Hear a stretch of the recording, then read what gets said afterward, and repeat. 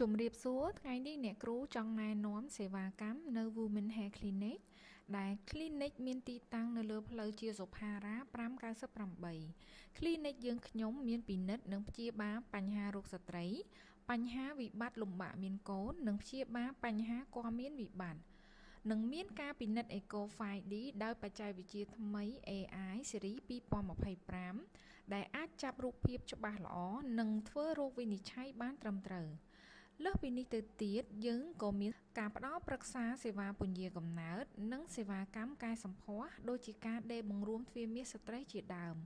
Clinic យើងខ្ញុំមានវេជ្ជបណ្ឌិតឯកទេសផ្នែករោគស្ត្រីនិងសម្ភពដែលមានបទពិសោធន៍ជាច្រើនឆ្នាំក្នុងការផ្ដល់ប្រឹក្សានិងការព្យាបាលក្រុមគ្រូពេទ្យដែលមានជំនាញច្បាស់លាស់និងរក្សាការសម្ងាត់របស់បងប្អូនស្ត្រីវេជ្ជបណ្ឌិតយើងមានក្រមសីលធម៌មានការពិនិត្យយ៉ាងយកចិត្តទុកដាក់និងការធ្វើការពន្យល់ពីរោគសញ្ញានិងការព្យាបាលយ៉ាងកក់ក្ដៅបងប្អូនស្ត្រីអាចធ្វើការណាត់ជួបជាមួយគ្រូពេទ្យឯកទេសយើងខ្ញុំតាមរយៈលេខទូរស័ព្ទ081 83 33 87ឬឆាតមកកាន់ Facebook Page Women Hair Clinic ឬអាចjoinតាមរយៈ link Telegram ខាងក្រោមដើម្បីទទួលបានព័ត៌មានបន្ថែមក្រុមគ្រូពេទ្យយើងខ្ញុំរីករាយស្វាគមន៍យ៉ាងកក់ក្ដៅពីសំណាក់បងប្អូនស្ត្រីទាំងអស់មកកាន់ Women Hair Clinic